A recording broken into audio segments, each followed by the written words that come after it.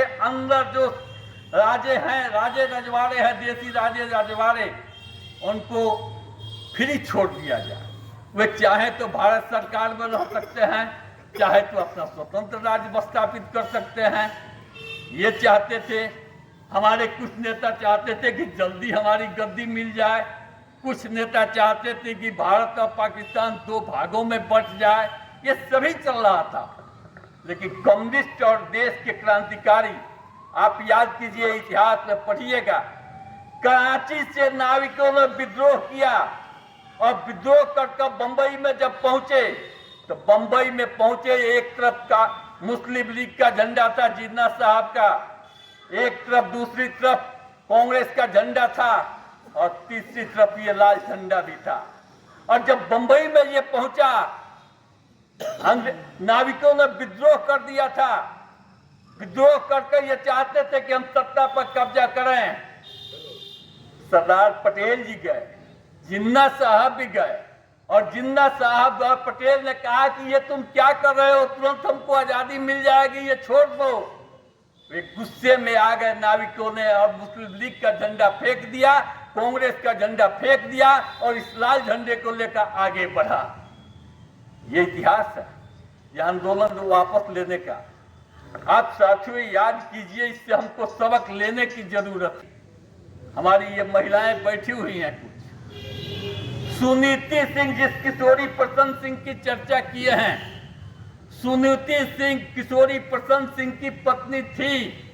और सुनीति सिंह जब बंबई में ट्रेनिंग के लिए गई, एकमात्र महिला थी, एकमात्र महिला थी और सारे पुलिस थे, रही है।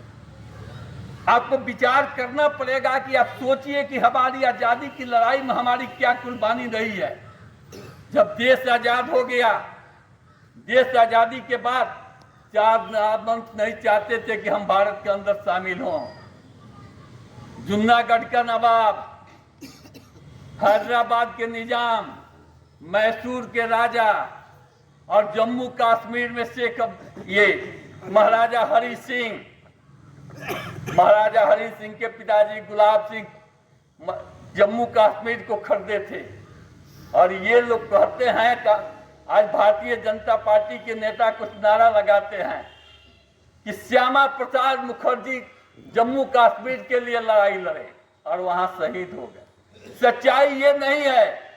महाराजा हरि सिंह नहीं चाहते थे कि हम हिंदुस्तान के अंदर शामिल हो, लेकिन शेख अब्दुल्ला वहां के नेता थे और शेख अब्दुल्ला के नेतृत्व में जम्मू कश्मीर महाराजा हरि सिंह के पास गए और तब जाकर नेहरू जी के पास लाए और वहां समझौता हुआ और तब अक्टूबर महीने में जाकर जम्मू कश्मीर हमारे हिंदुस्तान के अंदर शामिल हुआ। भारत की सरकार वहां पर गई और वहां पर जो विराम लगा, पाकिस्तानी सेना उधर रह गई, पाकिस्तान के जो हमलावर थे उधर रह गए और सीज फायर जो हुआ, तो आज जो पाकिस्तान अधिकृत कश्मीर है वह पाकिस्तान में चला गया। अब बाकी आजाद जो बच गया वो हमारे हिंदुस्तान में रह गया। ये भारत सरकार की देन नहीं, शेख अब्दुल्ला की देन है और शेख अब्दुल्ला के चलते हमारा कश्मीर आज हमारे अंदर है। आप साथ आंदोलन में एक बड़े किसान नेता इस दुनिया को छोड़ करके चले गए, जो किसानों के सवाल को लेकर के, और अभी भारत सरकार, मोदी जी की सरकार 3 काला कृषि कानून के बदले में एक नई प्रणाली लागू करने के चक्कर में है। उसके खिलाफ लड़ते हुए बॉर्डर पर आमरण अनशन पर बैठे थे, वो हमारे बीच से चले गए। मैं उन्हें भी श्रद्धांजलि अर्पित करता हूँ भारतीय कम्युनिस्ट पार्टी की ओर से। जो साथी पिछले साल से लेकर के जब हम 98वीं वर्षगांठ मना रहे थे और आज 99वीं वर्षगांठ मना रहे हैं, इस दौरान जो साथी छोड़ करके साथ गए, मैं उन तमाम लोगों को लाल सलाम प्रेषित करता हूं। भारतीय कम्युनिस्ट पार्टी की ओर से उन शहीदों को लाल सलाम करता हूं और साथ साथ आप तमाम साथियों को मैं लाल सलाम करते हुए आपसे उम्मीद करता हूं, विश्वास करता हूं कि कम्युनिस्ट पार्टी किसी व्यक्ति की पार्टी नहीं है। कुछ लोग समझता है हमारे जेबी की पार्टी है, की पार्टी नहीं है। कम्युनिस्ट पार्टी नियम और असूलों पर चलने वाली पार्टी है। कम्युनिस्ट पार्टी का अपना संविधान है, ये नोट कर लीजिएगा। कम्युनिस्ट पार्टी के अंदर कोई थोपुआ नेता नहीं होता है कि ऊपर के राज्य मंत्री आएंगे और थोप के चले जाएंगे चंपारण का जिला मंत्री कौन होगा। पूरी कम्युनिस्ट पार्टियों के सांगठनिक ढांचा अन्य सभी पार्टियों से भिन्न है। इसलिए इस पार्टी को आप मजबूत करें और जो संकल्प आज ले रहे हैं इस स्थापना दिवस के अवसर पर इस संदेश को गांव-गांव तक पहुंचाएं। इसी के साथ आप सभी साथियों को मैं लाल सलाम करता हूं। हमारे राज्य नेता को संबोधित करेंगे, उनकी बात सुनेंगे और स्थापना दिवस के अवसर पर मुंह भी मीठा कर लीजिएगा। अंग्रेजों के खिलाफ लड़ने वाली शक्तियां हैं, उनको पूर्ण आजादी से मतलब नहीं है, उनको मतलब है कि हम अंग्रेजों के साथ बैठ करके कुछ सौदाबाजी करके और यहाँ की जनता को कुछ हम अधिकार दिला सके। तब वामपंथियों ने यह महसूस किया कि इस देश की पूर्ण आजादी के लिए कम्युनिस्ट पार्टी की स्थापना की जरूरत है और तब इस देश के अंदर कम्युनिस्ट पार्टी की स्थापना हुई। इतना ही नहीं, 1925 ईस्वी में कम्युनिस्ट पार्टी की स्थापना के बाद पार्टी पर बैंड लगा दिया गया। अंग्रेजों ने बैंड लगा दिया और कम्युनिस्ट पार्टी 1935 से लेकर के 1925 के बाद अपनी स्थापना काल से लेकर के 1943 तक प्रतिबंधित पार्टी रही, प्रतिबंधित पार्टी रही। पीसी जोशी भारतीय कम्युनिस्ट पार्टी के जनरल सेक्रेटरी बनाए गए। एक ऐसा नाम कॉमरेड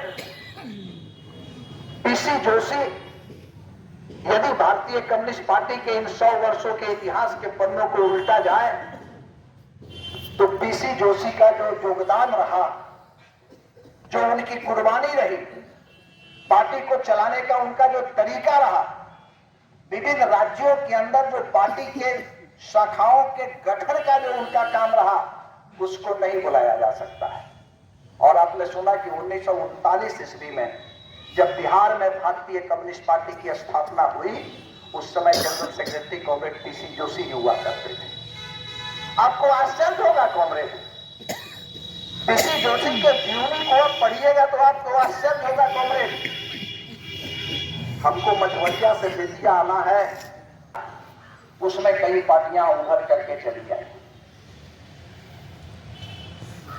हमने देश की आजादी के सवाल पर लगातार संघर्ष किया और नहीं किया तो आज भी यदि आपको कहीं लिस्ट मिल जाए तो उसको पाने की सजा पाने वाले कम्युनिस्ट बैठे हुए खड़ी को जमा अगली पंक्ति में। इनके पिताजी जेडे मस्ताना काला पानी की सजा काट करके आए और इसलिए साथियों, आजादी के बाद जब स्वतंत्रता सेनानियों का संगठन तैयार किया गया, इस बिहार के अंदर बात मैं करता हूं, तो उसके पहले नेता बने किशोरी प्रसन्न सिंह, जो भारतीय कम्युनिस्ट पार्टी के सक्रिय सदस्य थे और लंबी यातना उन्होंने देश की आजादी की लड़ाई में झेली थी। मैं इसलिए थोड़ा कहा कि ये कम्युनिस्ट पार्टी संघर्षों और बलिदान की पार्टी है। अन्याय के खिलाफ, जुर्म के खिलाफ, शोषण के खिलाफ, शोषण विहीन समाज के निर्माण के लिए यदि हमारे अंदर संघर्ष करने की ललक नहीं है, हमारे अंदर आवाज उठाने की ललक नहीं है, ये सरकार के जो मशीनरी है, जो तंत्र है, वो पदाधिकारी के रूप में हो या पुलिस की वर्दी में है, यदि वो जुल्म और अत्याचार करते हैं, उनके खिलाफ यदि हमारा खून नहीं खौलता है तो मैं सही वंशज कम्युनिस्ट पार्टी का नहीं हूं। ये मैं आपसे कहना चाहता हूं, ये मैं आपसे कहना चाहता हूं। हमारे सही वंशज होने का यही प्रमाण है कि जहां भी कहीं अत्याचार हो रहा है, जुल्म हो रहा है, ज्यादती हो रही है, हम कम्युनिस्ट हैं तो बगैर जान की परवाह किए हम उसका मुखालफत करेंगे, उसका विरोध करेंगे।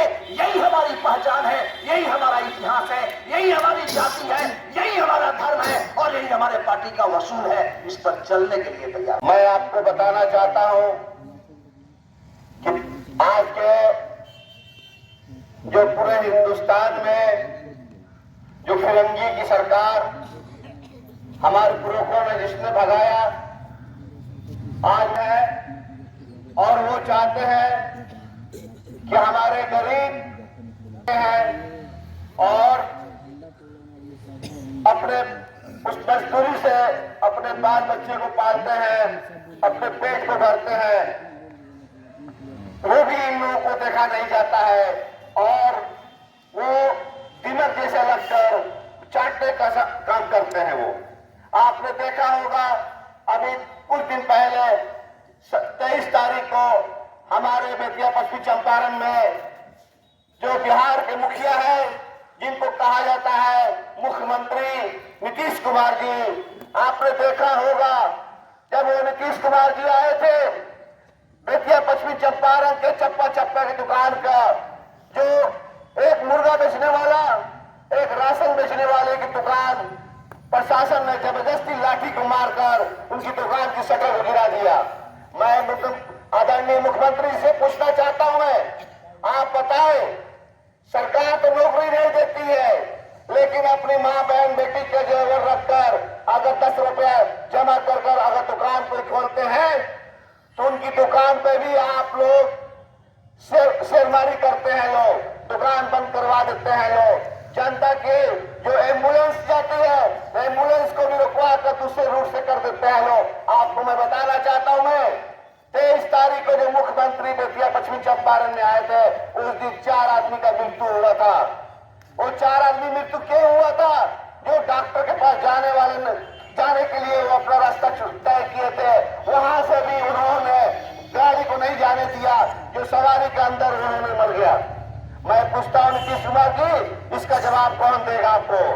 आपने अभी नया खेल खेला है, अपने यहां से लेकर और केंद्र तक बेतिया राज की जमीन के लेकर आप लोग ने एक मुद्दा उठा दिया है कि आप लोग बेतिया राज की जमीन पे जितने गरीब बसे हुए हैं, उस गरीब को उजाड़ कर पूंजीपतियों को देना है। मैं आपसे पूछना चाहता हूं, बाजार समिति जो गरीब वहां पे बसते थे, आलू प्याज मछली और सब्जी की दुकान लगाते थे, आपने बाजार समिति को तोड़कर आपने किसको दे दिया? क्यों? मैं पूछना चाहता हूँ, आप 5 साल के लिए है और जनता यहाँ पे 365 दिन आपका गुलामी करता है और आपके उसी के वोट से आप कुर्सी पे बैठते हैं और कुर्सी पे बैठने के बाद और आप जनता के साथ में अत्याचार करते हैं। नीतीश जी, मैं आपको बता देना चाहता हूं, मैं 2025 में जनता आपको उखाड़ फेंकेगी और यही लाल झंडा आपके गद्दी में बैठेगी और आपसे एक एक सवाल का जवाब लेगी और आपको जेल के अंदर करेगी। मैं आपको बता देना चाहता हूं, मैं केंद्र में जो बैठे हुए हैं, केंद्र में बैठे हुए हैं अमित शाह जी ने, आपने देखा होगा इसमें बहुत सारे हमारे दलित भाई, मुस्लिम भाई बैठे होंगे।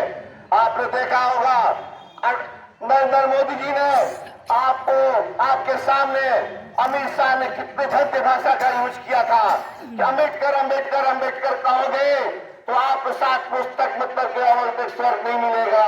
भगवान के नाम लोगे तो 7 पुस्तक आपकी मतलब माफी किया जाएगा। अम्बेडकर, अमित शाह जी, मैं आपसे पूछना चाहता हूं, मैं आज जिस कुर्सी में बैठे हो, आपकी बाप की कुर्सी नहीं है वो कुर्सी अम्बेडकर जी का संविधान का बनाए हुआ कुर्सी है वो।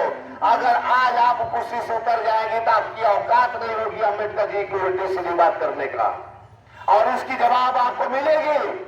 इसकी जवाब आपको मतलब मुस्लिम और हिंदू, हमारे सभी समाज के, दलित समाज के लोग आपको देगा। मैं आपको बता देना चाहता हूं, ये सरकार चलने नहीं जा रही है।